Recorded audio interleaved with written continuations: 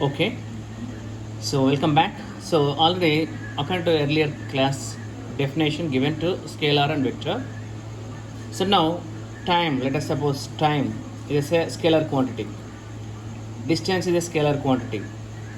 Mass is a scalar quantity. Temperature is a scalar quantity. So these will have only magnitude or the quantity, but there is no specific direction.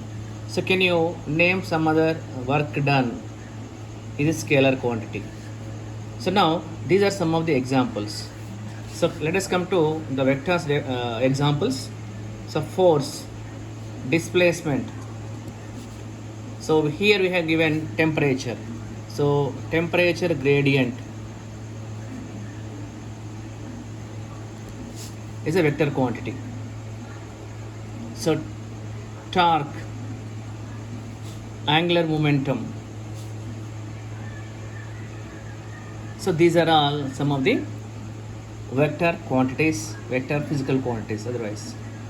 So now here in this one if you want to calculate the work done, so what you require? We require two vector quantities. One is force, another is displacement. But the work done will be a scalar quantity.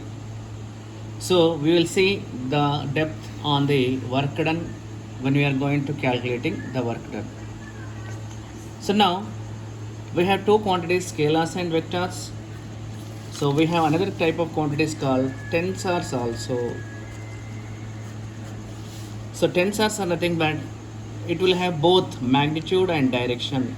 But how it is different from vector? So there is a variation or changes in the magnitude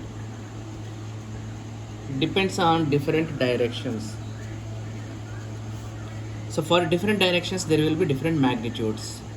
Suppose you are rotating a object on particular axis. Let us suppose the axis is or the support wheel is based on the axis. Here you are rotating along this axis. The moment direction will be different. So the same, you have made a hole here and rotating this disc. It is different from this disc. So their magnitude is different according to their directions. So now while you are rotating, here the rotations will be different, here the rotations will be different. So this type of quantities come under tensors. So mainly we will have angular momentum such as quantity tensor here. Okay, so now we are going to classify the vectors into two types, real or polar vectors, real or polar vectors, imaginary or pseudo vectors, or axial vectors. So now the vectors can be classified again into two types, real or polar, pseudo or axial. So according to the fundamental definition, real itself, it can be feel here, real things. Pseudo means imaginary, we can say, according to the terminology. So now generally let us suppose I'm drawing a coordinate system here, x-axis, y-axis, z-axis. Suppose an object moving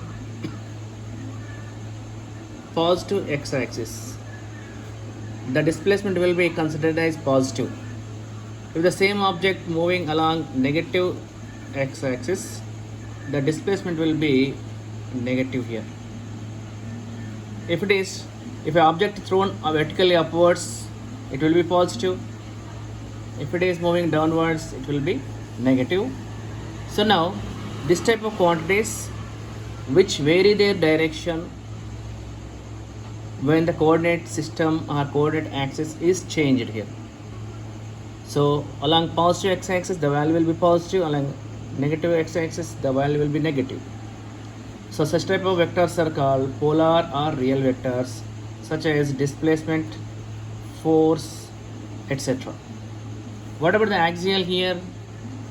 Axial or pseudo vectors is different here. Suppose you are rotating a fan These are the blades of the fan.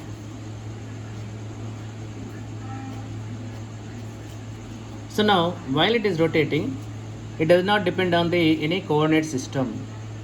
The direction is independent on the coordinate system. So torque, angular momentum will be example for pseudo or axial vectors. So the classification of the vectors, again two types, one is real or polar, another is pseudo or axial vectors. So the direction, it depends on the coordinate system here. Here it is independent. So example physical quantities in this one is torque and angular momentum. So now we will see some more depth topic in the vectors. Let us start.